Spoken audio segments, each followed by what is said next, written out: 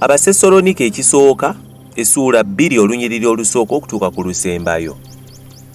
Kubanga mmwe mwennyini abooluganda mumanyi ng'okukyala kwaffe gye muli tekwali kwa bwereere. Newankubadde nga twali tumaze okubonaabona n'okugirirwa ekyejo mu Firipi, nga bwe mumanyi, twabuulira mu Katonda waffe okubuulira gye muli enjiri ya Katonda mu kuwakanyizibwa okungi.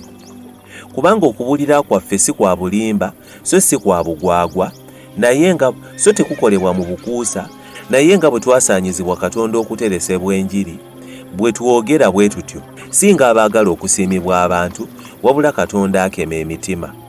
Kubanga tetukozesanga wadde bigambo bya kubawaanawaana. Nga bwe mumanyi oba okukisa okwegomba kwaffe, Katonda ye mujulirwa. Temunoonyanga kitiibwa okuva eri abantu oba mmwe wadde okuva eri abalala, newankubadde twandiyinzizza okukibasabanga abatume ba Kristo. Naye twali bawombeefu mu mmwe nga maama bw'alabirira abaana be. Olw'okubalumirwa omwoyo bwe tutyo, twetegeka okugabana nammwe si njiri ya Katonda yokka, naye era n'emyoyo gyaffe ffe, kubanga mwali baagalwa baffe nnyo. Kubanga mujjukira abooluganda okufuba kwaffe n'okutegana obutazitoowereranga muntu yenna ku mmwe, ne tubabuuliranga enjiri ya Katonda. Mmwe mujulirwa eri Katonda bwe twabanga n'obutukuvu n'obutuukirivu awatali kyakunenyezebwa mu mpisa zaffe eri mmwe abakkiriza.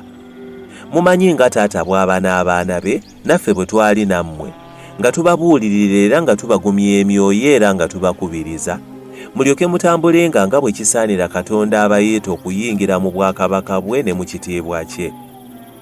Naye kyetuva twebaza Katonda obutayosa, kubanga mmwe mwafuna ekigambo kya Katonda kye mwawulira okuva gye tuli.